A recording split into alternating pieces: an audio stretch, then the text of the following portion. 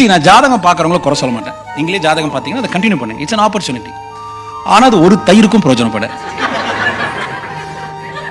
தயிர் இப்போ வீட்டில் நீங்கள் என்ன பண்ணீங்க, ராவு காலத்தில் தயிரை புறை குத்துறீங்க, அது என்னவா மாறும்? தயிரா மாறும். யமகண்டத்தில் தயிரை புறை குத்துறீங்க, என்னவா மாறும்? தயிரா மாறும்.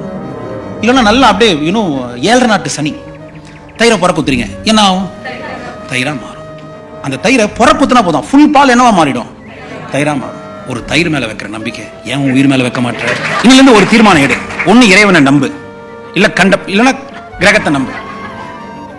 நீ இறைவனை நம்புறன்ற பேர்ல கிரகத்தை நம்பி ஏமாறாத. இதெல்லாம் அழிய போகுது. நான் ஜாதகத்தை புட்டு வைக்கலாம், மிஞ்சி போனா கிருஷ்ணமூர்த்தி பஞ்சாங்க இல்ல பால்கி பஞ்சாங்க, அது ஒரு கால்குலேஷன். இந்த கால்குலேஷன் போறது உனக்கு எதுக்கு பட்டையும் கொட்டையும்? நான் ஒரு பெரிய இன்ஜினியர், நீங்க வந்து என்ன பாக்குறீங்க, நான் அப்படியே பட்டை போட்டுங்க கொட்டை போட்டுக்கிறேன், அப்படியே விஸ்வகர்மா பத்தி பேசுறேன். ஆனா எனக்கு அந்த ஸ்கேலை பிடிச்சி டயக்ராமே வரைய தெரியல. என்ன நம்பி வீடு கட்ட விடுவீங்களா?